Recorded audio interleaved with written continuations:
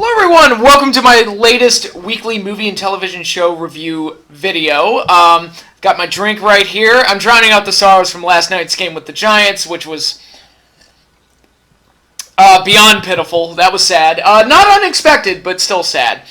But I'm going to cheer myself up by talking about some of the movies and television shows that I've watched over the last week, and we're going to start with a cartoon that I watched at a very young age, and I had absolutely no business watching. But before I get into the cartoon, I wanted to talk about a documentary about that cartoon, and that is Happy, Happy, Joy, Joy, the Ren and Stimpy story, which chronicles the history, the creation, and the legacy of Ren and Stimpy, one of the defining cartoons of the 1990s. Ren and Stimpy, I don't even know where to begin with this thing. How do you explain Ren and Stimpy to someone who doesn't know what it is, or who didn't grow up with it? Basically, Ren and Stimpy was the first of its kind, where it was a cartoon that was brash, gross, and in your face, and also full of insanity and nonsense. And any cartoon that followed in its footsteps that has non sequiturs and just crazy insanity from start to finish pretty much owe their existence to Ren and Stimpy, because Ren and Stimpy was the one that started that trend. If you ever watched Aqua Teen Hunger Force, or a lot of the shows that have been on Adult Swim, a lot of those shows I think owe their existence to Ren and Stimpy. And shows like SpongeBob and Rocko's Modern Life, which followed in its footsteps on Nickelodeon, also owe their existence to Ren and Stimpy. So if you're looking for someone to blame for children getting dumber, you should probably look at John Kay and his own magnum opus, that is the first 2 seasons of Ren and Stimpy. So what this documentary does is that it brings together all the people that worked on the show, or most of the people that worked on the show, focusing mainly on John Kay. I'm not even going to try to pronounce his last name, but most people call him John Kay, who's the creator of the show, and he's famous for having the created by title card on all of the cartoons. So he gets credit for creating the cartoon, and he spearheaded and, and they talk about this in the documentary, but in the 80s, there was, most of the cartoons in the 80s were centered around selling toys, and the toy company was like the large force behind creating the cartoons.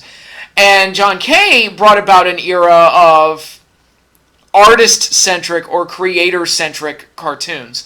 And so him getting that title card, Ren and Stimpy, created by John Kay, he opened the door up for other people to get credit for the wonderful worlds that they create. Adventure Time is another great example of that. So he opened up a lot of doors, and he encouraged a lot of creativity. And it doesn't get a whole heck of a lot more creative than Ren and Stimpy. And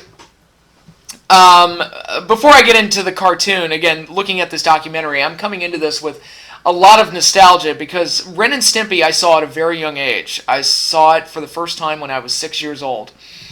And again, I had absolutely no business watching this show. But I can tell you the story of the first time I saw it. It was the same day I went to my first wrestling show. It was in 1991. I believe the show was in either D.C. or Landover, Maryland. Again, I'm basing this off the memory. My memories of being 6 years old, so bear with me if not all the details are perfect. But my dad was taking us to the show. He was taking all 4 of us, and we were all excited, and we get to go to a wrestling show, and I was like, oh, I get to see Hulk Hogan. Hulk Hogan wasn't even on the card. I was just, oh, cool, I get to go see a wrestling show.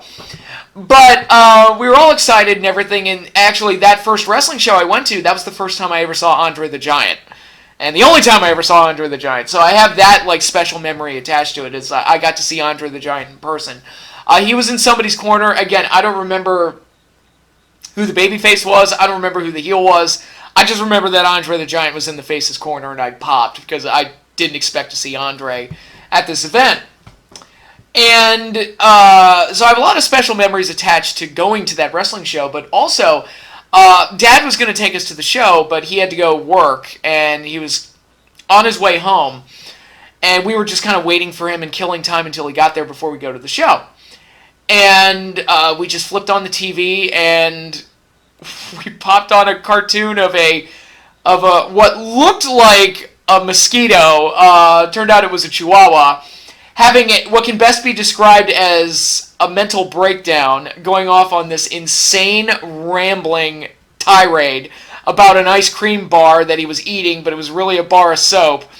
And he was yelling all of this at a cat, and it looked like they were in outer space. So I was like, is this like a sci-fi show? What's going on here?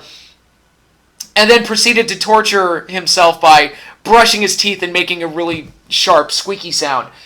And I remember watching it, and my jaw dropped, because I was like, what on earth is this? What is this? I've never seen a cartoon like that before. And it was one of the few times that I can remember we would have the TV on, because a lot of the times the kids would have the TV on, and my parents would just kind of be like, oh, that's just the crap the kids are watching. This was one time my mother came back into the room and was like, what on earth are you all watching? Because she was listening to it, and I'm like, what the hell are they listening to? It was memorable, to say the least, and from that moment on, I was hooked. And Ren and Stimpy was one of the original 3 Nicktoons. Nicktoons have become like a much bigger thing, led to the creation of such shows as Rocko's Modern Life, Hey Arnold, The Angry Beavers, Avatar: The Last Airbender, which I reviewed previously, SpongeBob SquarePants, which is still going to this day. My understanding is that it's still going. Fairly Odd Parents, and a bunch of different shows. But it started with the original 3, which were Rugrats, Doug, and my personal favorite of the 3, Ren and Stimpy. And I knew even back then that I was a weird kid, because in my class, you know, the kids, they liked either Doug or they liked Rugrats, and typically it was like the boys liked Doug and the girls liked Rugrats. And I was the one kid who was like, but Ren and Stimpy? Why are we ignoring Ren and Stimpy? And then I realized that a lot of the kids at my school who were older, like the 12, 13, 14 range, they were the Ren and Stimpy fans. And that kind of told me that this is a show intended for like an older audience. I probably shouldn't be watching this, but I did anyway. And the more I watched it, the more engrossed I became with it, because it just amazed me. It's like what it felt at the time as a kid growing up in a strict Catholic household where you weren't allowed to do much. I kind of found myself living vicariously through this cat and dog, this demented, you know, vicious, angry chihuahua, and this stupid, dumb as a bag of rocks cat. And I kind of lived vicariously through them, because you never knew what you were going to get in any cartoon, because it was always different. And it was kind of explained in the documentary that they operated on kind of like classic cartoon rules, where there is no continuity from cartoon to cartoon. You treat it like a comedy act, and you just kind of put the character, or in this case characters, in a different situation with each cartoon, and they'll make it funny. And that a lot of the comedy will be out of like, all right, where can we put Ren and Stimpy now? And a lot of the classic cartoons operated that way. If you look at the Looney Tunes and the Warner Brother characters, well, they are the Warner Brother characters. I meant Hanna-Barbera characters, and even the Disney characters to some degree. But yeah, if you watched Ren and Stimpy cartoons, the only constants were the personalities of the characters, mainly Ren and Stimpy. There were other side characters as well, like George Licker and Mr. Horse and Muddy Mud Skipper and all these other ones. But so I'm coming at this as someone who was a really big fan of the cartoon when I was really, really young, and I have so many fond memories of watching those cartoons and feeling like I was getting away with watching something that I should have been watching, and feel myself kind of enjoying it. And for me, the show was always at its funniest when one of the characters would completely snap and lose their goddamn minds. And this was a show that really pushed, insanity to the forefront, and you'd always get these points, mostly with Ren, where you would get just a complete insane tirade out of one of the characters where just somebody would snap. And whenever that happened, they would play it up almost like with scary music and intense imagery. But because it was a cartoon character losing his mind, I thought it was the funniest thing on planet Earth. And I'll go into more specific details when I talk about the cartoon. But in regards to the documentary, I was very interested about the creation of the show and what minds were involved in creating the show and what went into it, and the creation of the animation company Spumco, which was responsible for Ren and Stimpy. its creation and its relationship to Nickelodeon. They interviewed the executive producer with Nickelodeon who greenlit the show. Vanessa Coffey, I believe her name was. And her relationship to John Kay was very interesting. And throughout the time, you really get an appreciation for the artistic process of putting something like this together, where this guy, John Kay, he very intense about it, but he really had a vision, and he wanted that vision to be as pure as possible. And he wanted to make a cartoon that was strictly his. He didn't want to answer to a toy company. He didn't want to answer to suits or executives or anything like that and have to, compromise his vision for anyone else. And he wanted to make something truly creative and unique, and in the process he did that. Unfortunately, and this documentary makes it perfectly clear, if you listen to John Kay talk for more than 5 minutes, you can kind of figure it out. And this is before the Me Too scandals, which are covered in the documentary, for sure, and that adds a whole, creep factor onto him that, again, not unexpected given his personality, but it's also adds an extra layer of weirdness on top of him, where, dating 16-year-olds or whatever it was. Very, very weird. But the point I'm getting at, I think a lot of times when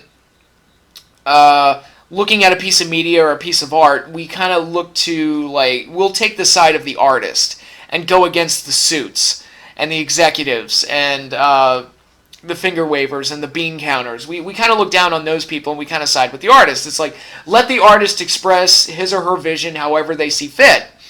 Unfortunately, when you watch this thing, it kind of makes a case for, no, you got to listen to the executives, or, you've got to be professional. You've got to be able to work with these people. You got to be respectful of your staff. Because there were stories that they told about how he was a perfectionist to such a degree that he drove his staff crazy.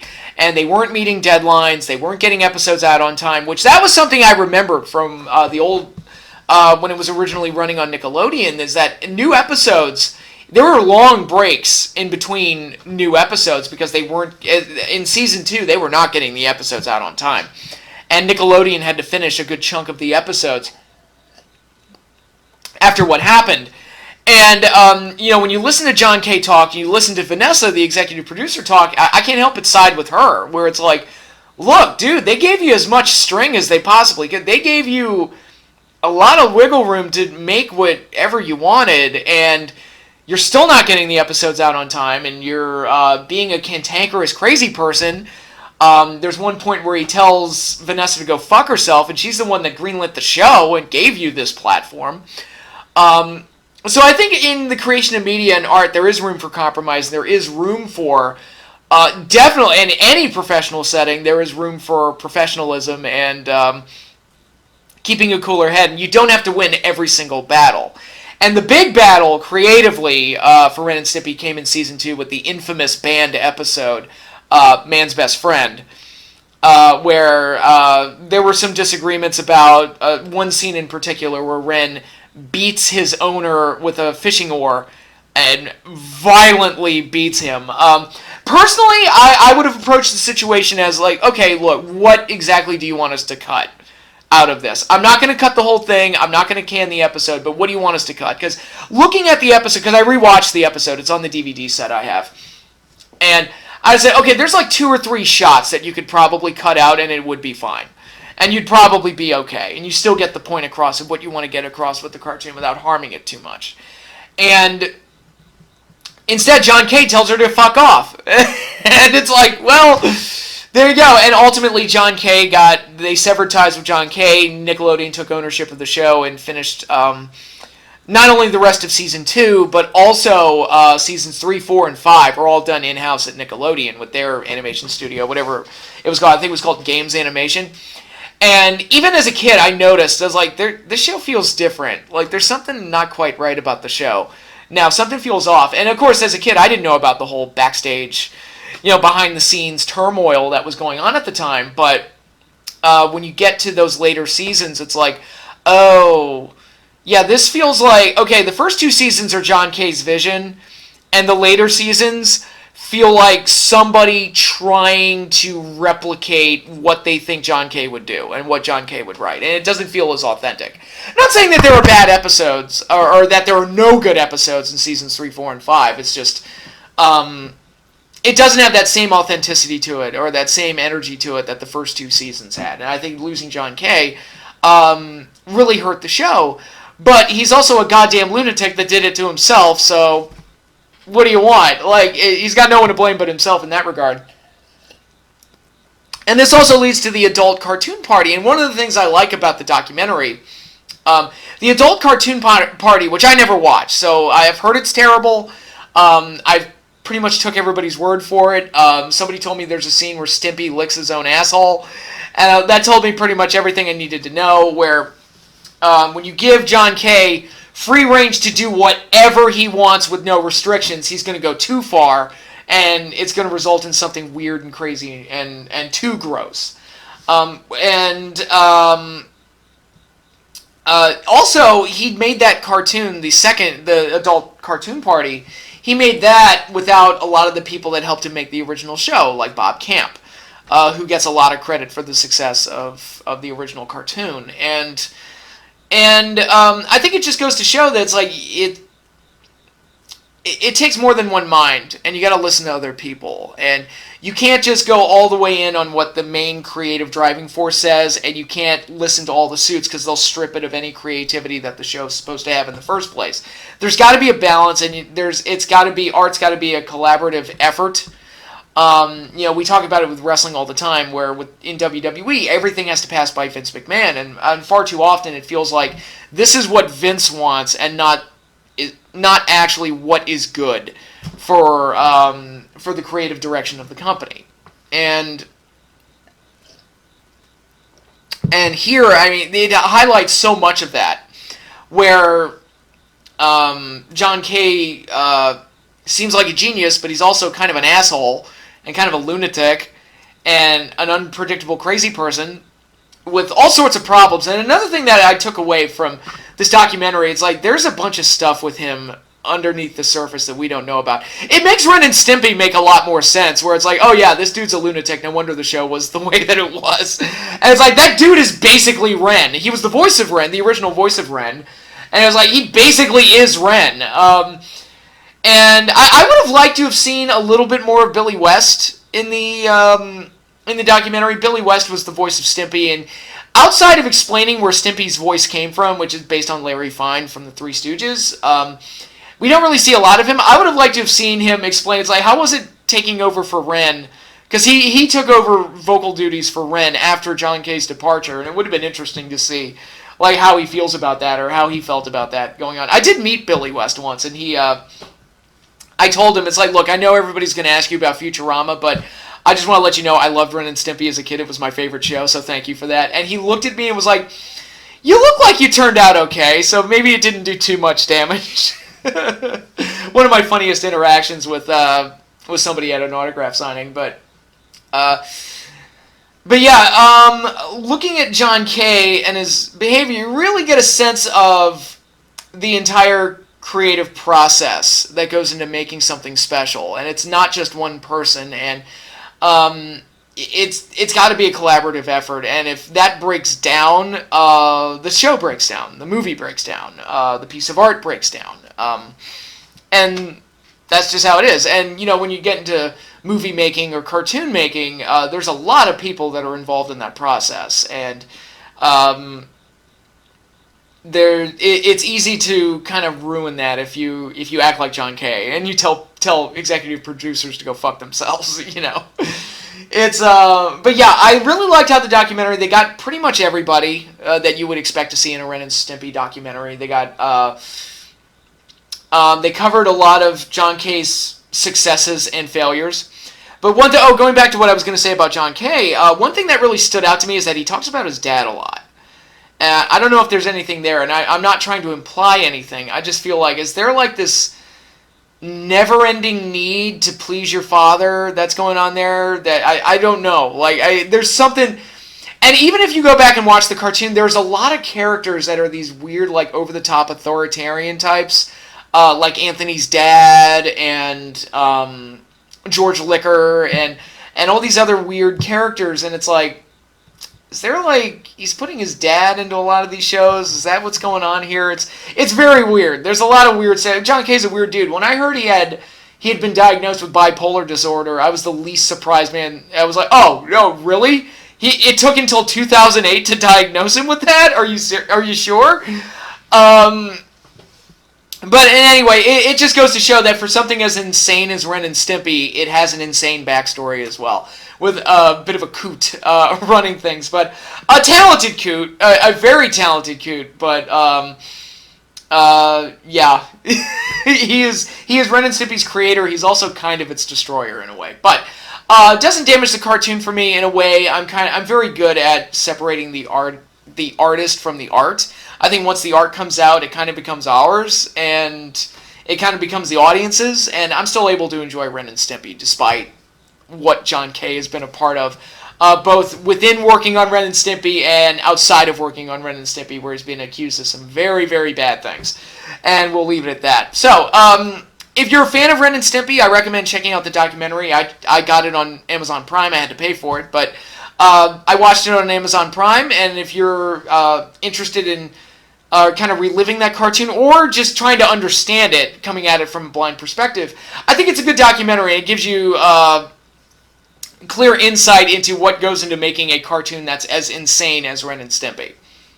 Now that we've covered the documentary, let's get into the cartoon itself. The Ren and Stimpy show, specifically the first 2 seasons, the Spunko John K. era, as it were.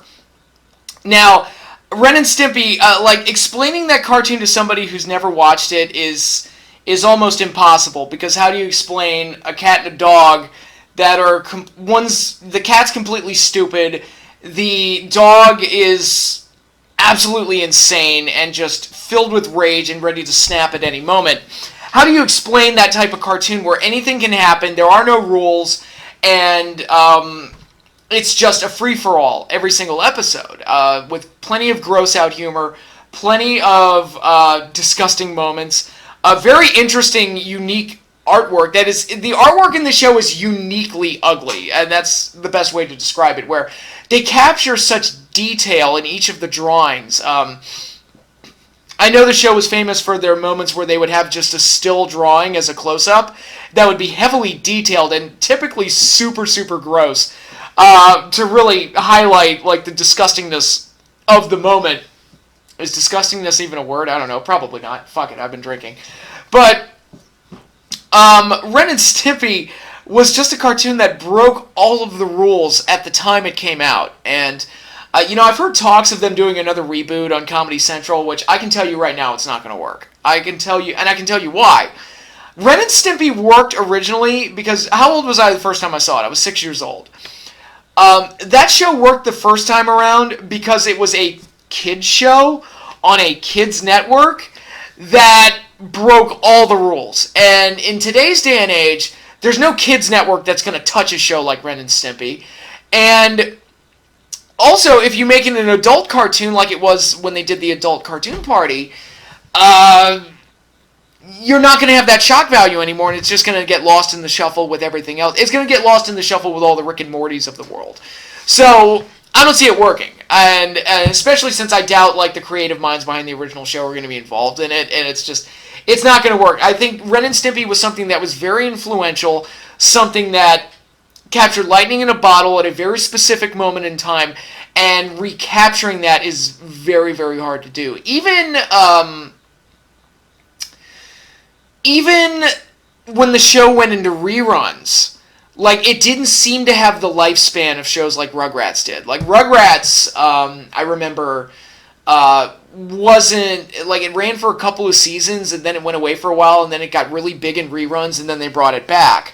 Ren and Stimpy's never really had that revival for itself. Doug got a second show on Disney, which a lot of people hated, but I don't think I ever saw the Disney version of Doug, but Ren and Stimpy, I think it was just the right time, right place, lightning in a bottle, that type of thing. And I love those early seasons. The first 2 seasons, which I have on a DVD, I think are filled with some of my favorite cartoons of all time.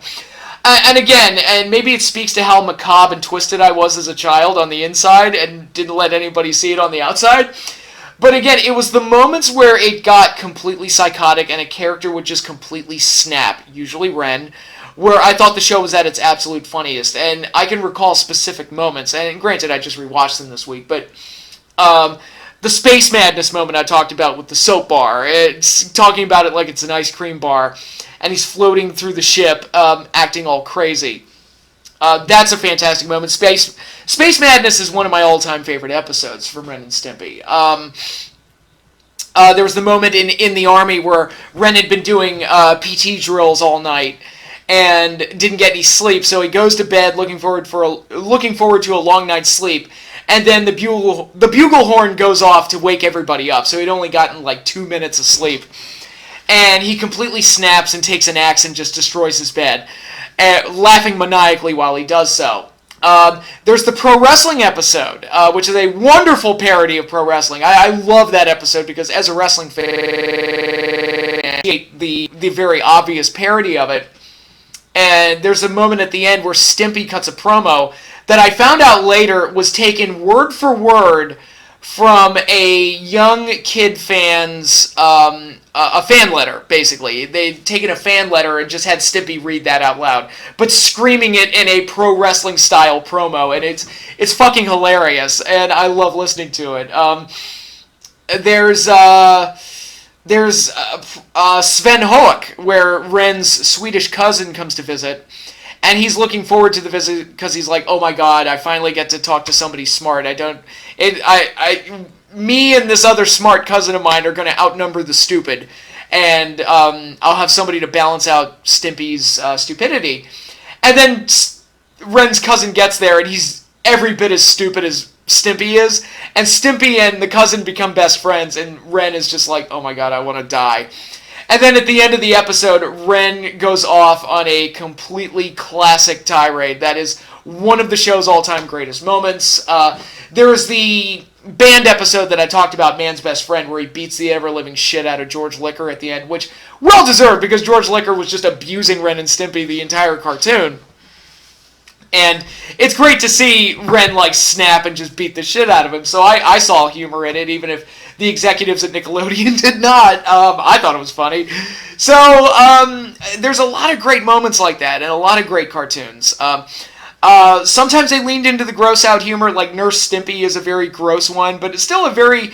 and it's funny, because there are these cartoons that Ren and Stimpy did, that are gross and crazy and stupid and weird, but they also weirdly have a heart to it. Nurse Stimpy is a great example, where the whole cartoon is basically Stimpy trying to nurse Ren back to health, and they take advantage of every gross opportunity to do that, but it's weirdly got a heart to it at its core.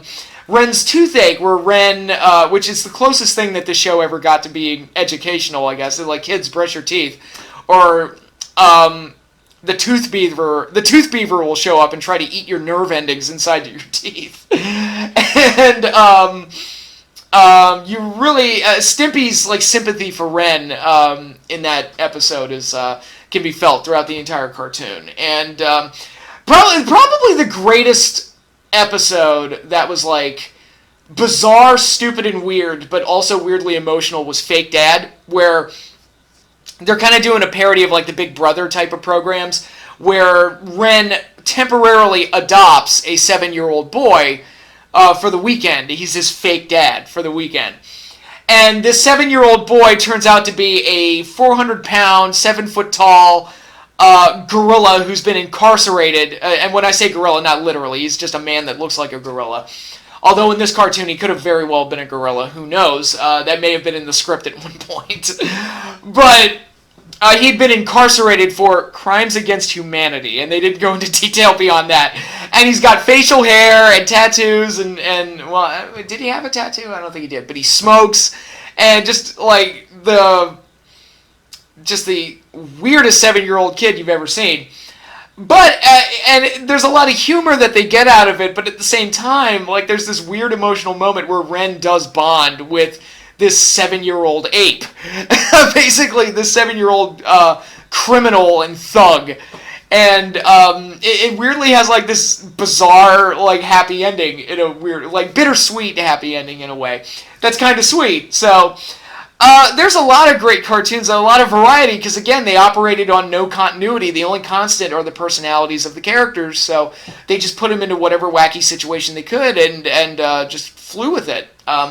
So there were a couple of space episodes. There was Untamed World, which is probably one of the more famous episodes where Ren and Stimpy are nature show hosts, and all the species they look at on the Galapagos Island are all patterned after Ren and Stimpy, which is kind of weird.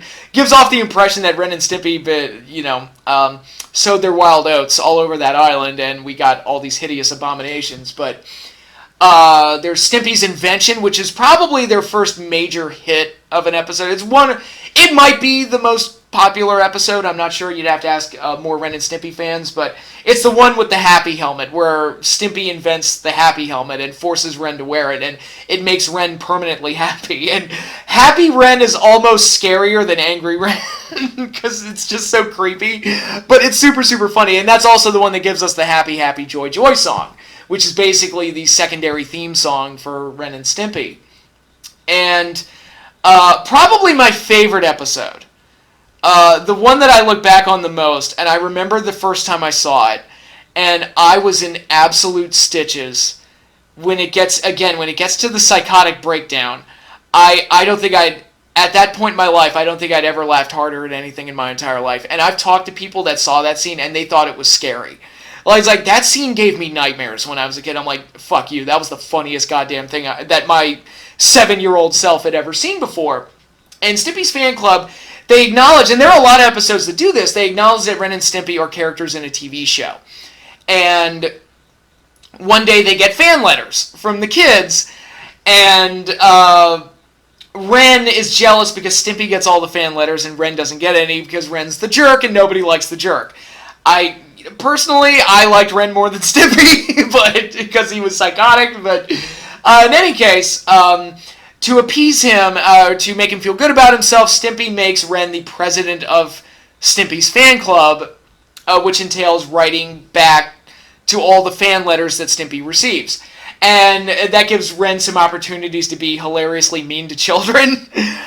But eventually he breaks under the pressure and the jealousy gets the best of him. And it leads to this bedroom scene, which is an absolute work of art, where Ren goes off on a Shakespearean-style soliloquy about how he is going to murder Stimpy, and the guilt that he potentially feels at doing something like that. And it's like all these emotions that are on display during this creepy, psychotic, awesome scene. To me, it's the funniest thing the show ever did. And it's an incredibly dark scene, but I think it's one of those things where the context is so much funnier than the content, where it doesn't seem like he's telling, because there's no jokes being told, it's just him ranting and raving. But what makes it funny is the fact that he's upset over fan letters, and that makes it funny to me. It's like, this is what broke you, fan letters. Okay, you you flippin' weirdo. And again, it ends on kind of a weirdly emotional note, so I think that was probably the best fully realized, representing everything that made Ren and Stimpy great, was that episode, Stimpy's Fan Club, and everything that I loved about the show. And again, it's one of those moments where I wish there had been a camera on me at 7 years old watching that for the first time, because I was rolling on the floor laughing. And it probably speaks a lot to me and my personality, but hey, what are you going to do? And there's a few other good ones as well, like the scene with Anthony's dad in A Visit to Anthony, where Ren and Stimpy go visit a child fan of theirs, and the dad hates cartoon characters, and the kid is like, bullied and gets sick easily and hyperventilates and all this other stuff, and the dad thinks that Ren and Stimpy are doing harm to him, so there's a terrific scene by a fireplace where the dad is acting super scary, and there's a lot of good stuff. There's a lot of good stuff in Ren and Stimpy. And those first two seasons, and again, not to say that the later seasons don't have any good episodes, there are good episodes in those later seasons, but it doesn't feel as authentic because unfortunately you don't have the guiding light of a legitimate psychopath in John Kay to guide the direction of the show. So, it is what it is. My heart and soul is with the first two seasons. Those are the only ones I have on DVD, because that was when those first two seasons to me represent the show at its best. And if you're in the mood for something like that, if you're in the mood for something completely nonsensical and psychotic, that's well animated and uniquely drawn and uniquely presented, I think Ren and Stimpy is a very interesting piece of animated history. And I'll say this, you've never, even today, with all the shows that it inspired, and all the shows that clearly owe its existence to Ren and Stimpy to some degree. I've heard some people say that Rocko's Modern Life basically took Ren and Stimpy's place after Ren and Stimpy faltered to the wayside. Rocko's Modern Life kind of took its place. And that's kind of true, but Rocko had more continuity than Ren and Stimpy did. Ren and Stimpy was just another animal entirely, where it was just insanity on top of insanity on top of insanity. Like, it was, its insanity was multi-layered in how crazy the show was. So, again, if you're in the mood for something like that, I highly recommend it. It's one of my favorite cartoons of all time. One of my favorite cartoons from my childhood. That probably exposes me as some kind of a weird, sick person, but hey, what are you going to do? Now let's move right along into the movies that I watched, starting with an old childhood favorite of mine, The Secret of NIMH, the first animated feature produced by animator Don Bluth. If you're familiar with Don Bluth's work, that name should mean something to you. He made various animated films during the 80s that are considered classics today. Land Before Time, All Dogs Go to Heaven, An American Tail, all great movies. And in the 90s, he went through a period where he kind of like produced stupid schlock. Like, I remember seeing The Pebble and the Penguin in theaters and going, oh my god. What? And as a kid, I remember going, oh, this is bad. And he also made Anastasia, which is the greatest Disney imitation ever made. He also worked on the Dragon's Lair video game. It's probably what he's most known for, if I had to guess. But Secret of NIMH is one that I have a lot of special memories from watching it as a kid, and I decided to rewatch it today. And the reason I remember it so fondly, because as a kid the movie legitimately terrified me. And if you scared me, chances are that was going to stick in my memory a little bit. And so Secret of NIMH was one that always stood out to me, by virtue of the fact that it just scared the living bejesus out of me. The 80s was filled with movies like that, where they made movies that intentionally frightened children. And they were memorable as a result. One of these days I'll get around to reviewing Return to Oz. We shall see. And actually, is that on Disney Plus? That might be on Disney Plus. I don't know. I haven't checked. But Secret of NIMH, it's based off of a book that I've never read, Mrs. Frisbee and the Rats of NIMH. Never read the book. Maybe I should, because it's an interesting premise where there are a lot of movies and TV shows about animals that coexist in the human world and sort of have their own like secret world that the humans are completely unaware of. Great Mouse Detective is a great example. I love that movie. It's probably my favorite Disney animated movie. I'm actually currently in the process of watching Chip and Dale Rescue Rangers, working my way through all the Disney afternoon shows. Rescue Rangers was the next one on the queue, and it very much has that as well, where it's a bunch of like tiny little animals that function in their own little world outside of humanity, and the humans are completely unaware of this secret world that the animals have with each other. And so there are a lot of pieces of media that have that. This one takes it an extra step further by exploring the moral, social, and philosophical ramifications of such a thing. What would happen if rats and mice had their own society that existed in conjunction with humanity, and what are the moral implications of that? And I love that it brings up all these different questions, where you have all these rats that came from the National Institute of Medicine and Health, NIMH, and through the experimentations that were done on them, they became super, super smart. And they formed their own little society on a farm, and a rose bush on the farm, and built all this advanced technology, developed magic, apparently. The magic is never really explained. I just assumed the rats, no, they dabbled into the black arts. Why not? It's about as plausible as anything else in this movie, but to make the society function, they have to steal electricity from the farmer, and the rats have developed to a point where most of them have a conscience, and they're like, this is wrong. We shouldn't be stealing electricity from the farmer. That's wrong. And it's funny. It's like, did the farmer never notice that his electricity bill was going up? It's like there's some strange lights coming from that rose bush over there. But anyway, I love that it tackled that type of stuff and dove right into it. It presents this very familiar kind of story idea in a very different way. And I should probably check out the book, because if the book goes into that type of stuff, I think it would be even more interesting. But at the end of the day, the movie is really about Mrs. Brisby, not Frisbee, as she's named in the book. Mrs. Brisby, who is wonderfully voiced. I forget her voice actress's name. Catherine Hartman, I believe it is. Wonderfully voiced by her. Just a wonderful, soft, very kind voice given to this character, who is a widow. Her husband, Mouse, died. As it turns out, he died in service to the rats of NIMH. He was fully aware of the rats and didn't tell any of the other mice about it, including his wife. And she is trying to get a cure for pneumonia for her youngest son and basically take care of her children. And this turns into a whole process of like, well, he can't leave the house because he's super duper sick.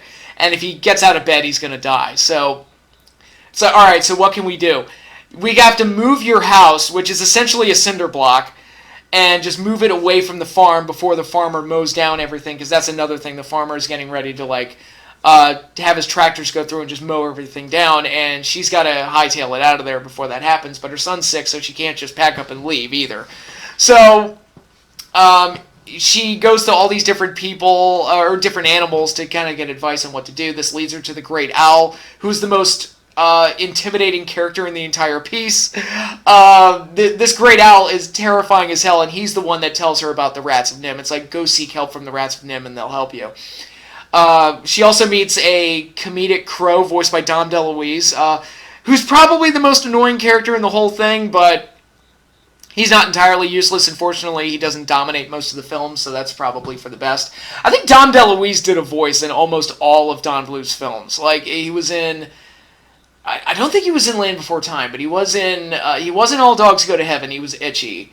He was in An American Tail. He was Tiger. So he was in the sequel to that as well. Yeah, I feel like he was in a lot of them. He was in Trolls in Central Park, for the 5 of you that saw that movie. Cloris Leachman was in that too. I'm like, oh no, why? Why are people I like in this thing? But anyway, she seeks help from the rats of NIMH to help her move her house, and she gets wrapped up in this whole, debate that's going on about whether or not they should leave the thorn bush and whether or not it's right to steal electricity from the farmers. So, this is a lot deeper than you would expect than most, a little bit more thought out and involved than you would expect out of most animated films intended for children.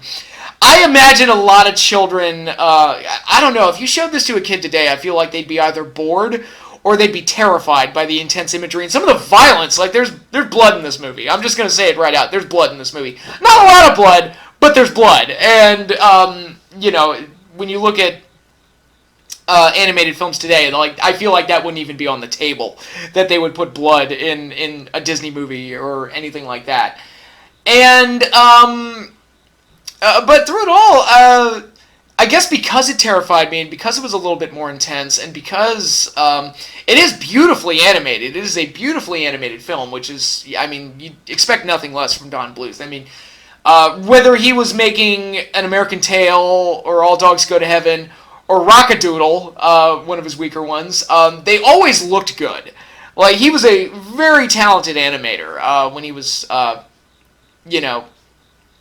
at his peak. And even Anastasia, it's a Disney ripoff, but it looks great. I don't like that movie, but it does look great, and it's a fantastic looking film, for sure. And Secret of NIMH is no exception. I think it's a beautifully animated film that captures all the scary moments just perfectly. Even the good guy characters like Nicodemus, who's like the Yoda of the rats, or the Obi-Wan Kenobi of the rats. He's terrifying looking, and then when he speaks, he's this gentle, wise, kind of comforting character. And it's like, you look like Emperor Palpatine with a Fu Manchu mustache, and he's the nicest character in the entire thing. So it's very weird. But Secret of NIMH, it's a very unique piece of animation. I think it's very challenging for children. Like I said, I don't know how kids today would react to something like this. They'd either run out of the room screaming or they'd be bored out of their minds because it's not a sing-songy, bouncy, cute and cuddly animated musical that you'd be expected to see from most animated films intended for children. It's no pop culture references. It's played mostly straight. And even some of the common things that you would see in animated films, like I said, the mice have their own little world outside of humanity thing. They even use that as an opportunity to explore different themes that you wouldn't even... I don't think most people would even consider or think about. They just kind of take for granted. It's like, yeah, the humans can't see what's going on. Yeah, there's a rat running around in a trench coat. Nobody notices. But here it's like it's brought to the forefront, and I think bringing up all those questions and those moral quandaries, I think makes the movie very, very interesting. And again, it kind of makes me, especially on this last rewatch, I was just kind of like, I've never read that book. I should probably check out that book. I've got the time now, because again, we're all still in lockdown. Where the hell else am I going to do with my time? So might as well read something else. But Secret of NIMH, I think it's one of my favorite animated films from the 80s. It's one that I fondly remember from my childhood, and it's one that doesn't always come up. I think when Don Bluth typically comes up, it's An American Tail, it's Land Before Time, and it's All Dogs Go to Heaven that everybody kind of brings up, and Anastasia, but because that one, a lot of people do like that movie. But I think Secret of NIMH is my personal favorite one that he did, and if you're on the lookout for something a little bit more intense, or if you have kids and you just want to just test their mettle and just be like, hey son, want to see if you can make it all the way through this? Show it to him and see what happens. But Secret of NIMH, I think it's very good. It's one of my favorite animated films from the decade, and I think it's definitely worth checking out. Now we're going to wrap up here with two movies that I watched on Disney Plus earlier this week, and that is starting with The Rocketeer, one that I have a lot of fond memories of watching as a kid. It was actually one of my favorite movies when I was a kid. And if you couldn't tell from my review of Dick Tracy that I really like that kind of 1940s aesthetic. And here, unlike Dick Tracy, which was very much played up for almost in a cartoony way with the colors and the sets and everything, Rocketeer is played up more down to earth and authentic to that time period. But still a lot of fun. I think it's a great aesthetic, and I think when you can bring in gangsters and noir stuff, I think it's and references to World War II are always typically a plus. It worked for Captain America. Actually, the director of this film, Joe Johnston, went on to direct Captain America: The First Avenger, largely because he worked on this film, and they knew that, okay, if anybody can do a period piece, it's this guy, based on his work in The Rocketeer. And also, unlike Dick Tracy, I find that this is a movie that didn't make a huge splash when it came out, but over time I feel like more and more people are watching this movie and more people are gaining an appreciation for it. And that's a good thing to see. It is based off of a comic book, which again I've never read, but it is a comic adaptation. And it follows Cliff Secord, a young pilot looking to make a name for himself. Him and his Alan Arkin, shall we say, his mentor, they stumble across a rocket pack that is a point of interest for both gangsters and Nazis and the FBI. And not knowing the secrets of this rocket pack, they toy with it a little bit, and ultimately Cliff becomes the Rocketeer, the superhero, the Rocketeer, which is a great-looking costume, by the way. That, if they can make a Rocketeer movie today, they could keep the same costume, and it would look outstanding. It still looks better than most superhero costumes, even today. It looks just classic and perfect. And the whole setup makes for a really fun adventure film. Again, kind of cut from the same cloth as an Indiana Jones, although not quite. It does have that old school style adventure serial type of flavor to it, which I like. And it's weird. The adventure serial thing, it's something that I'm nostalgic for, and I wasn't around for that era. But again, I just like that time period so much. A lot of the media from that time period anyway, that any kind of references to it kind of work for me. And one of the show stealers in this is obviously the villain, played by Timothy Dalton, who is outstanding in this. He plays an Errol Flynn style actor. Errol Flynn was who played Robin Hood back in the day. And it is revealed throughout the course of the film that he's actually a Nazi agent. And so we get to see James Bond play a Nazi, and that is just hysterical to me. Like, it's wonderfully kind of campy and cheesy, but again, it's fitting in with the time period. And you also have all these gangsters running around. There's one in particular, like a hitman, who is based off an actor who, I'm sorry, I forget his name. I only know him as the Creeper. He's a guy that, shall we say, had very unique facial features. He had like a genetic abnormality that resulted in him having like a very, I don't want to say disfigured, but very unique features in his face that made him perfect for horror movies. And he showed up in quite a few horror movies in like the 30s and the 40s. It's like he had a face that was made for film by virtue of the fact that he was a scary looking dude. And he actually showed up in one of the Basil Rathbone Sherlock Holmes films, which I grew up watching, which is probably the first time I saw him in anything. But anyway, one of the gangsters, one of the hitmen in this, is it made up to look like that actor. Again, kind of putting it into that time period where it's like, okay, if we were casting this movie in the 40s, we would have gotten the Creeper. We would have gotten that guy to play this role. So they made up somebody to look the part. And I think that's a very nice touch for fans of like older films and things like that. So there's a lot to really appreciate here, from the aesthetic to the pacing, and the action sequences are really good, and all the different elements that are in play. And of course, I also have to bring up Jennifer Connelly as the leading lady. I saw this movie when I was 7 or 8 years old, took one look at her, and I knew at that moment that I like girls. And to this day, I still say Jennifer Connelly in this movie, the most beautiful woman I have ever seen in my entire life. And yeah, it was just, I had of all the celebrity crushes I've ever had, Jennifer Connelly was the biggest, and it started with this movie. And in fact, my crush on her was so big that certain movies she did later on, like Requiem for a Dream, I could not watch. I cannot see my childhood crush playing a drug addict. I can't see it. I don't want to see it. I can't see it. It would just spoil it for me. So I did, however, see the movie where she was in the white tank top the entire time. And I think, what was that movie? Career Opportunities, I think it was called. She was in a white tank top the entire, like, very skin tight white tank top. And I'm like, yep, it's nice. Very nice. But this movie, I watched it at a very young age. Again, 7 or 8 years old. And I just fell head over heels in love with her. So I had no problem buying that Cliff would be head over heels in love with this woman. It was very good. And of course, she's the put upon girlfriend. She also has one of the funniest moments in the movie where Cliff comes clean with her. He's like, look, I'm the Rocketeer. And she goes, the Rock-a-who? Because the Rocketeer had only debuted earlier that day, and there were newspapers out about, like, there's this flying man called the Rocketeer that's saving people and doing all this other stuff, but she was working that whole time because she's an aspiring actress, so she had no idea that any of that was going on. So when he confesses to her, she's like, who? Like, the Rock-a-who? I don't know what you're talking about. And I don't know, that scene always tickled me. But a lot of great stuff here. The climax in particular is very, very exciting, very well done. Kind of cut from the same cloth as Dick Tracy, where it's a big gunfight, massive all-out war, but there's some twists and turns along the way, and they have some fun with the rocket pack as well.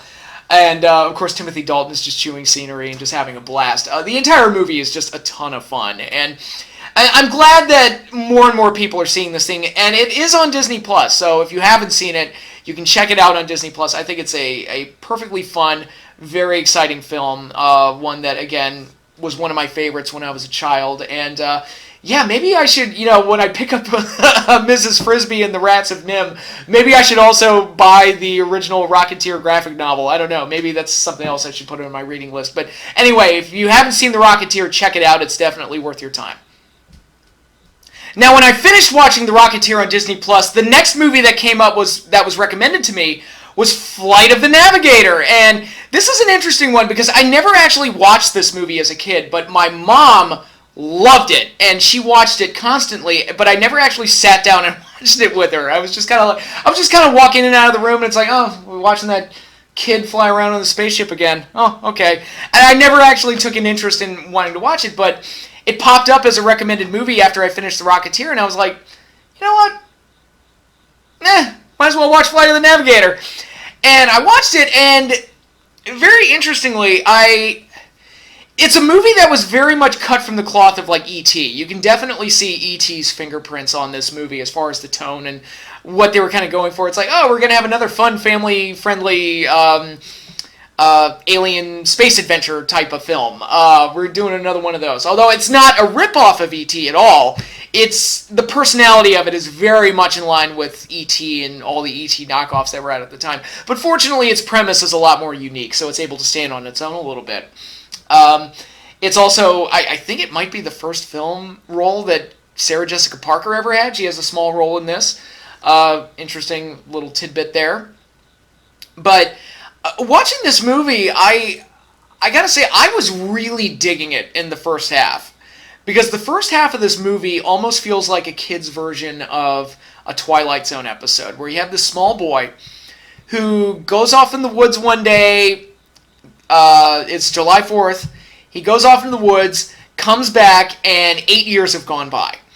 And his family's, his parents have grown older. His younger brother is now older than him. He hasn't aged at all, and he's been missing for 8 years and presumed dead. And he doesn't know what happened. It has no account for the lost years and has no explanation for why he hasn't aged at all whatsoever. And there's a lot of build-up to it and a lot of, searching for an explanation for why everything is the way that it is. And it turns out he has a unique bond with an alien spacecraft that was discovered, and he's the key to understanding the spacecraft. And all of that build-up and all of that mystery to get to that reveal, I think is very good, because again, it very much feels like something out of the Twilight Zone, where it's like, okay, I want to see where this goes. This is very interesting, and I can't wait to see what the big reveal is. And then you find out about the spaceship, and it turns out that the alien, or the artificial intelligence on board the spaceship, a computer voiced by Paul Rubens, of all people, who, I'll get to that in a little bit, but he reveals that the boy was a navigator that he downloaded all of his star charts onto, and he was selected to be the navigator at random. And so he can direct where the spaceship goes and can help him get back to his family and give the computer the information he needs to get back to his own planet. The computer starts off in sounding like a straightforward robot, monotonous kind of robot voice. Never would have guessed in a million years that it was Pee Wee Herman doing the voice. Up until it comes to a point where he has like a mind meld, for lack of a better term. Sorry, Star Trek fans. He has like a mind meld with the boy, and he adopts some of the boy's personality, and then he starts laughing and cracking jokes, and then it's like, okay, there's the Pee Wee. Yeah, there it is. That now he sounds like Pee Wee. Okay, there we go. And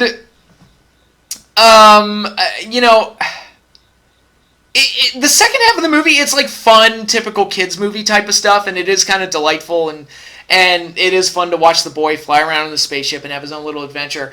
It's just that I felt like the first half of the movie was way stronger, where there was so much mystery built into what was going on that for it to ultimately build up to kid having a delightful romp, getting away from those FBI guys, which is probably the closest the film ever gets to ripping off E.T.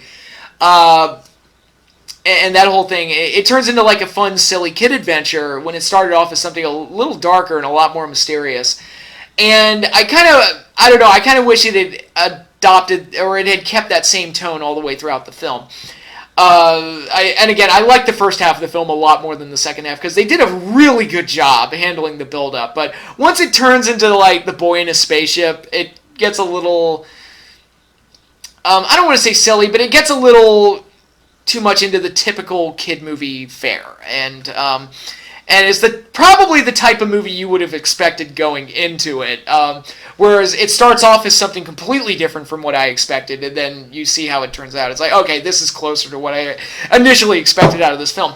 But I'm not saying it's a bad movie. I'm actually saying it's a good movie, and I'm glad I saw it. And I can see why my mom liked it so much, because she it's like, yeah, mom. If I asked my mom, if I called her up tomorrow and asked her, she would say, I like the second half better when it's the boy flying around in the spaceship. Those parts are nice. And because that's where Mom and I were just two completely different people. But Fly the Navigator, I think it's a fun movie. I think it's a perfectly acceptable family film. I just, me being a stickler, I just really like the first half of the film a lot more than the second half, and it's like, it kind of tapers off a little bit. But not a bad movie. It's a nice little relic from the 1980s that I think has a cult following. So if you haven't checked it out, I think it's worth a look. The special effects are also pretty good in this for the most part. They did use CGI for certain shots of the spaceship, which are quite obviously CGI now, but considering they were made in 1987, I'm willing to let it slide a little bit. But the interior of the spaceship, I think, looks really cool and different from any other movie spaceship, where it's all reflective surfaces, and they use that to kind of hide a lot of the little surprises within. And you'll see what I mean when you actually watch the movie. But it's a fun movie. Maybe didn't live up to its potential that it started off with, but overall it is a fun movie, and hey, it's on Disney Plus, so go ahead and check it out if you've got an account.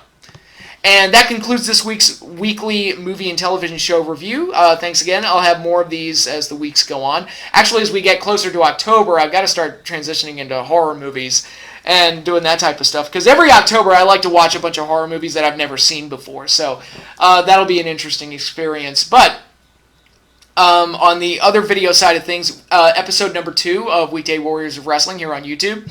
If you haven't subscribed to that channel, go ahead. I'll leave the link in the description. Eric and I are planning on recording that sometime later this week. And my next Nitro retrospective will be the next video on this channel. Definitely, for sure. There will be no pushback this time. That will definitely be the next video. And it's one that I'm really excited about because it's the first half of 1998. And I've got some stuff to gush over and stuff to rant about. So it's going to be a very polarizing video in terms of how I present myself, because on one hand I'm going to be super, super happy with WCW, and then on another way I'm going to be super, super pissed off at them. So it'll be very interesting to see how it all plays out. But that is all I have for you now. Thanks again, everybody, for watching, and I will see you all later.